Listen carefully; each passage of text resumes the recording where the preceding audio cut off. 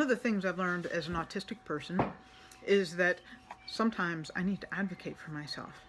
Most situations are designed for neurotypical people, people whose brains work like most others.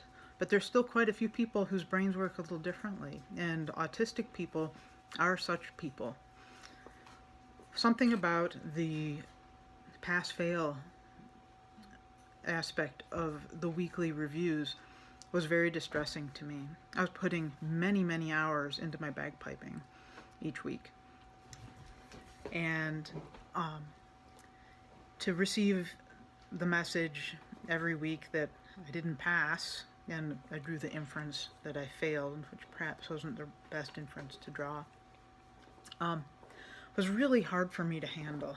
It was very stressful and defeating.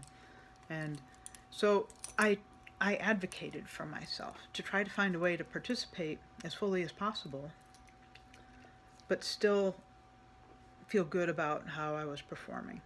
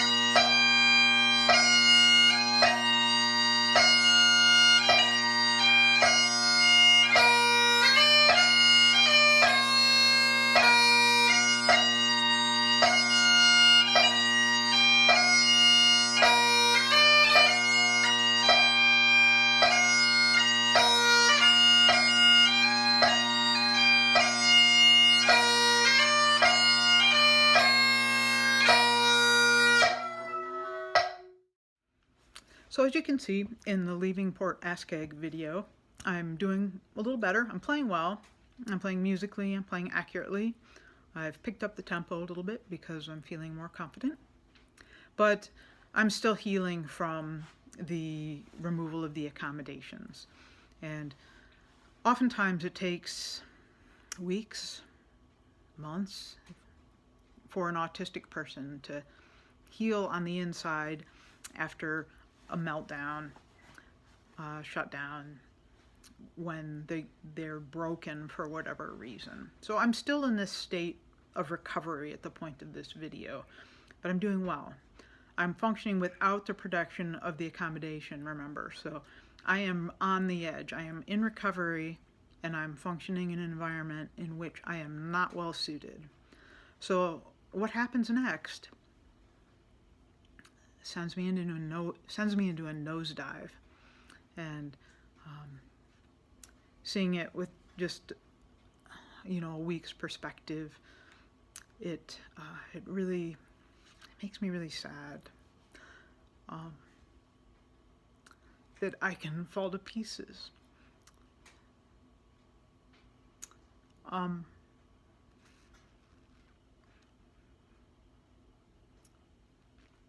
But that's kind of what being autistic. That's what we deal with. Sometimes little things can make our world fall apart.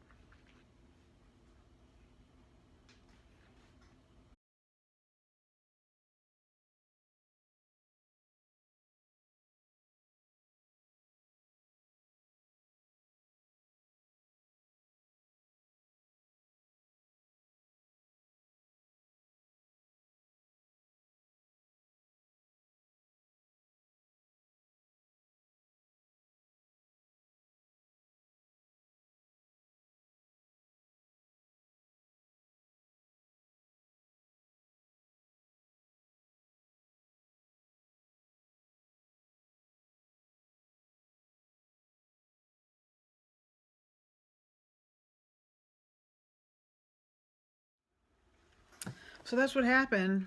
That's how I got kicked out of bagpipe school. I don't know what would have happened if the accommodation had stayed in place, but I can tell you that my reactions to continuing school without the accommodation were somewhat predictable, and they were why I asked for the accommodation to begin with.